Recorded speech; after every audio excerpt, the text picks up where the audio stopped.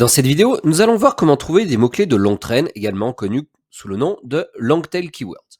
L'intérêt d'un mot-clé de longue traîne, c'est en fait de pouvoir d'une part se positionner plus rapidement parce que la concurrence est souvent moindre, mais également parfois en fait d'avoir des taux de conversion très bons puisque la demande de l'internaute est précise et par conséquent, si vous répondez à ce qu'il recherche, avec les bonnes conditions, par exemple un bon prix, une bonne disponibilité, etc., alors souvent le taux de conversion est plutôt bon.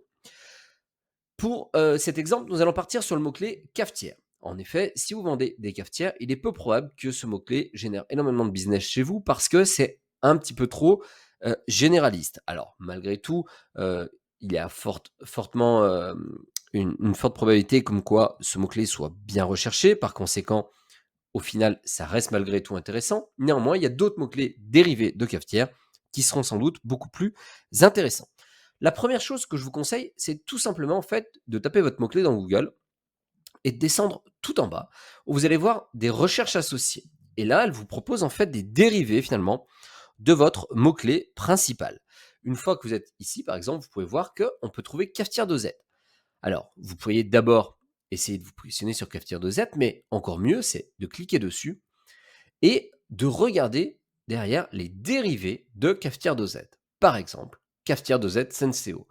Et vous pouvez essayer de continuer, voilà, voir d'autres choses, par exemple cafetière à 2Z Senseo Philips. Là, on est vraiment dans du très précis et il y a forcément moins de concurrence et la personne qui a recherché ça sera probablement intéressée par vos produits si vous proposez justement des cafetières à 2Z Senseo Philips à un tarif correct.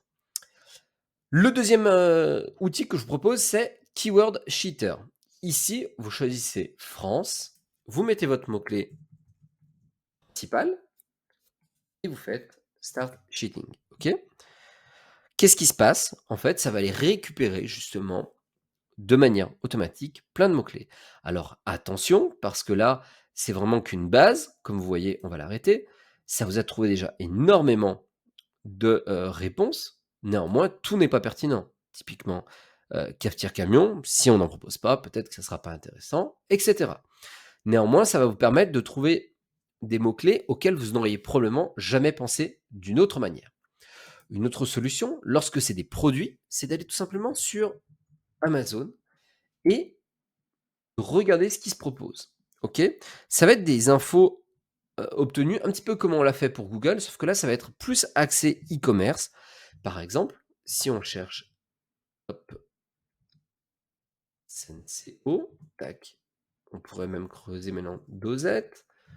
Et là, vous voyez, ça en propose plein. Par exemple, cafetière Senseo, dosette rose. C'est vraiment de la très longue traîne, mais typiquement, si vous en proposez, il y a de fortes probabilités pour que vous réussissiez à la vendre si les prix est correct.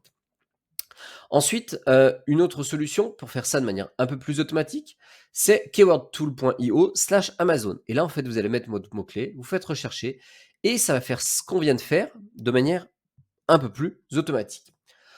Vous avez également Google Trends. Ici, si vous tapez cafetière,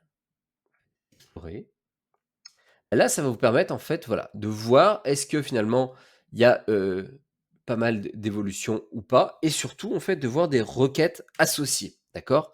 Là, par exemple, cafetière Kona, c'est peut-être un mot-clé qu'on n'aurait pas trouvé autrement, d'accord? Et vous allez pouvoir continuer. Et voilà, par exemple, cafetière Silvercrest, etc. Et si vous cliquez dessus, vous allez pouvoir là aussi continuer un petit peu plus. Bah là, on voit il n'y a pas assez de données, donc du coup, ça ne répond pas finalement à ce qu'on voulait. On ne pourra pas continuer. Néanmoins, ça va vous permettre probablement de trouver d'autres types de mots-clés.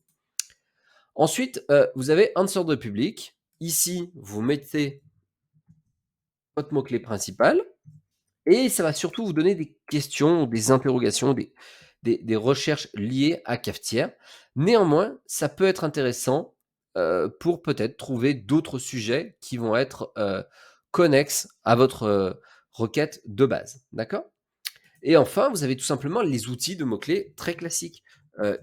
Nous, on a fait le choix chez Linkuma d'utiliser Rank Explorer, mais vous pouvez utiliser SEMrush ou n'importe quel autre outil. Et en fait, vous allez voir justement plein de mots-clés. Et ce qui est intéressant là aussi, c'est de pas vous arrêter sur le premier mot-clé, mais de continuer. Par exemple, cafetière à piston, si vous continuez et vous regardez les mots dérivés de cafetière à piston, bah, vous allez trouver voilà, plein d'autres mots. Et l'intérêt, voilà, ça va être de réussir à aller de manière suffisamment fine pour trouver des mots-clés donc qui vont avoir du trafic, mais également qui vont pouvoir ranker assez facilement.